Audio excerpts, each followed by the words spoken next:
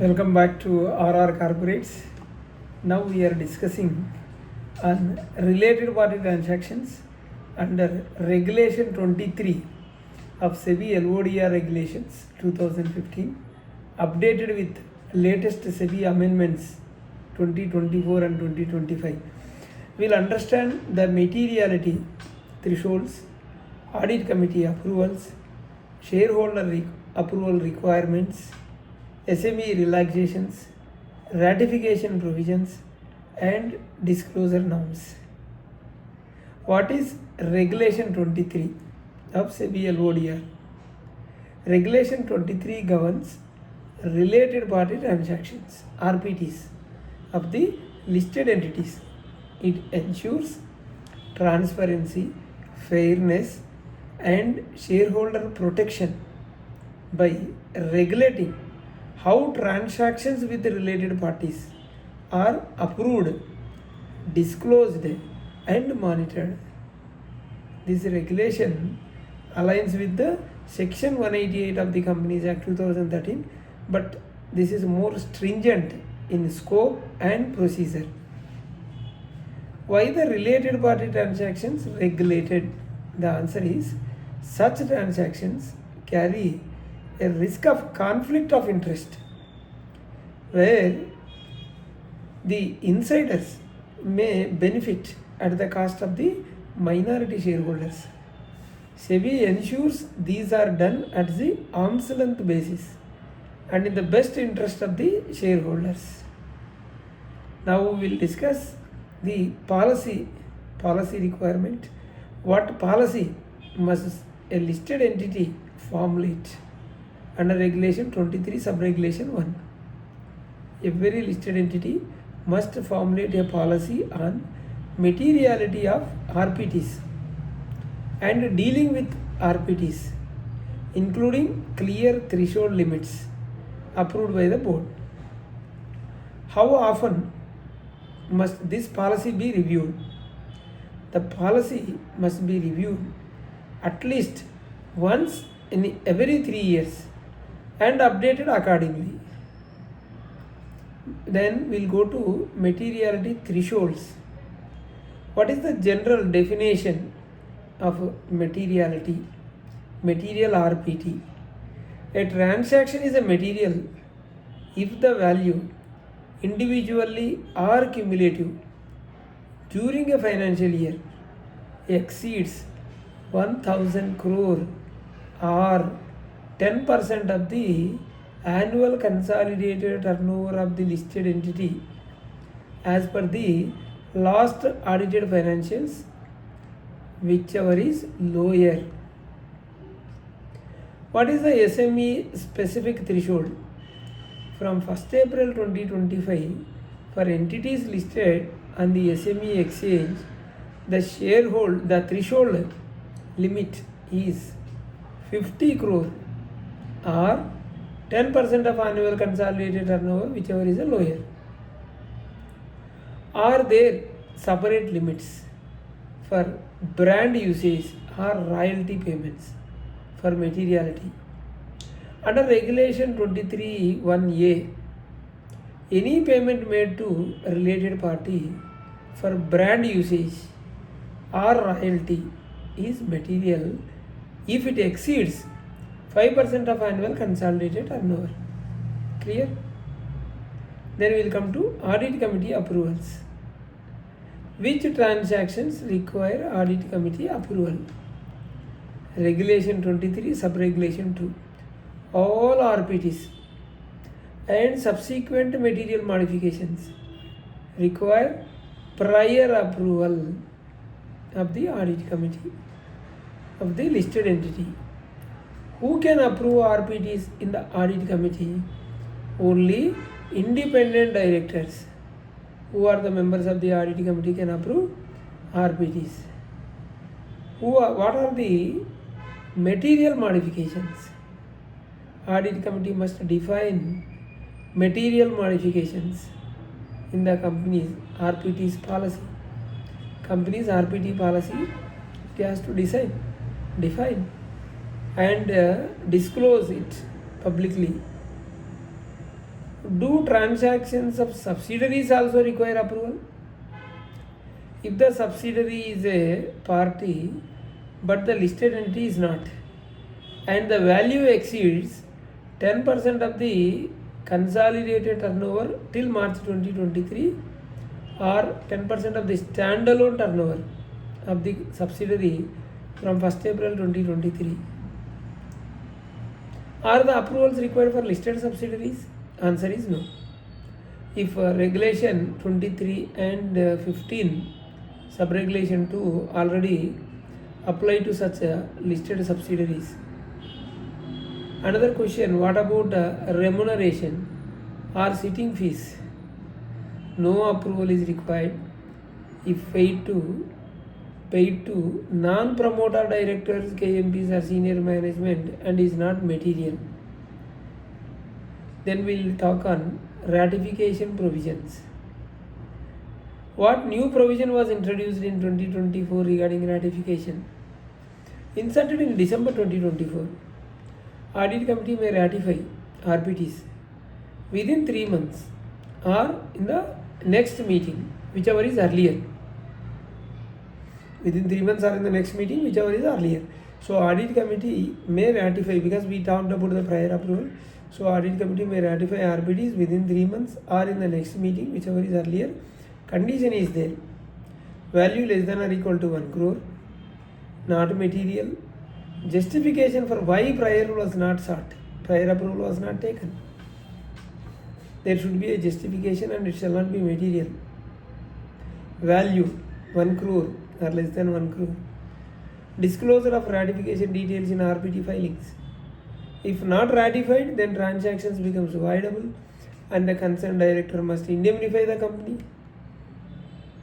Then we will talk on omnibus approvals. What is omnibus approval? It allows pre-approval. It allows pre-approval for repetitive RPTs to avoid frequent approvals.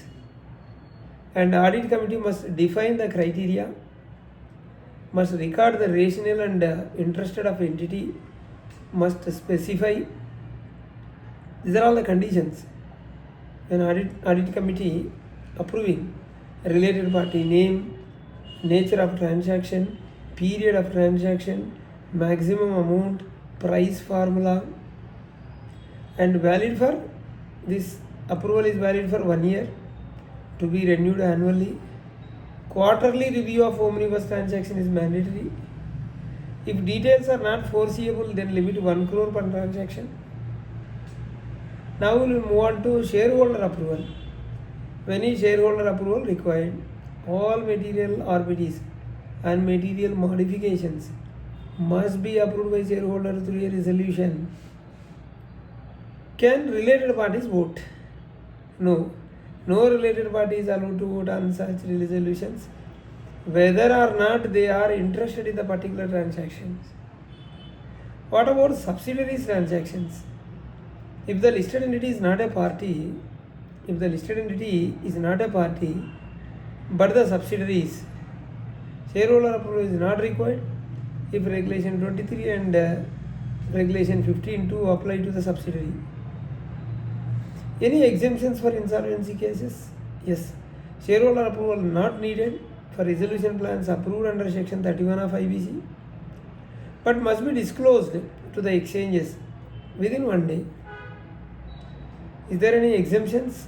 Which transactions are exempt from regulation 23 2 to 4 between two public sector companies, between a holding company and its only one subsidiary if consolidated, between two only one subsidiaries of a listed company, listed holding company if consolidated, and statutory dues or charges with the central or state government, and between public sector company and government. Then we will move on to disclosure requirements. What disclosures are required under regulation 23, sub-regulation 9? Listed entities must disclose RPTs to stock exchange in the prescribed format and publish on their website. What is the frequency of disclosure? Every 6 months. within 15 days of publishing financial results. From 1st April 2023, the disclosure must be made on the same date as financial result publication. Or high value debt listed entities, HVDLEs, treated differently. Yes, must submit such disclosures along with half-yearly standalone financial results. Are remuneration and sitting fees disclosable? Answer is no, unless material and paid to promoter or promoter group. Then other important points we will discuss. What about transactions before notification of these amendments? All existing material RPTs are continued. Beyond notification must be placed for shareholder approval in the first general meeting thereafter.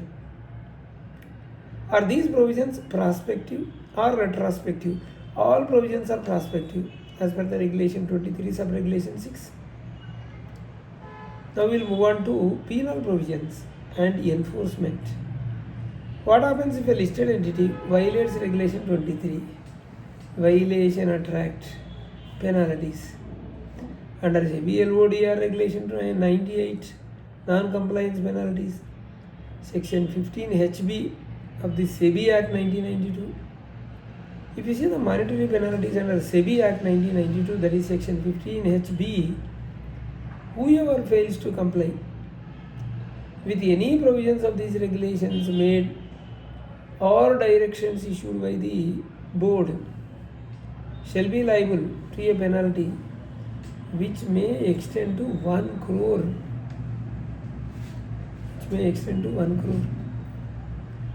This applies to failure to obtain audit committee or shareholder approval, non-disclosure of material RPTs, omission or misstatement in RPT filings. So we have to be very cautious. When you see the SEBI circular, listed entities are fined per day for delay or non-compliance 5,000 per day for RPTs, non-disclosure or delayed filings. In case of continuing default beyond 15 days, then trading of securities may be frozen. Persistent non-compliance, suspension of trading under regulation 98. Action against the directors, promoters, regulation 97, 98 of SEBI LODR. SEBI or stock exchanges can freeze promoter shareholding, suspend directorship, or refer matter to SEBI adjudication for monetary penalty. Under Companies Act 2013, Section 188 read with Section 450, contravention by listed company, penalty up to 25 lakh for the company, and every officer in default penalty up to 5 lakh. So disclosure lapses, regulation 23 sub-regulation 9, failure to disclose RPTs related party transactions on time treated as non-compliance with disclosure requirements under regulation 30 read with schedule 3, attracting SEBI action under regulation 98. Now we'll see exchange surveillance. Stock exchange monitor quarterly RPT reports. Any non-filing or inconsistency trigger advisory notice for clarification. Transfer of script to Z category in severe cases. What are the practical insights, or we can say compliance checklist? Key compliance checklist for listed entities particularly. Frame, review RPT policy every 3 years. Then identify related parties as per SEBI's definition. Then obtain audit committee prior approval for all RPTs and modifications. Ensure no related party voting. No related party voting in material RPT resolutions. Maintain proper board minutes and rationale for each transaction. Make of yearly disclosure to stock exchanges and on the website. Document arm's length justification, how it is arm's length. Hope you are clear. So with this, regulation 23 has become one of the most stringent corporate governance tools. SEBI's 2024 and 2025 amendments focus on transparency and independent oversight and SME relaxation.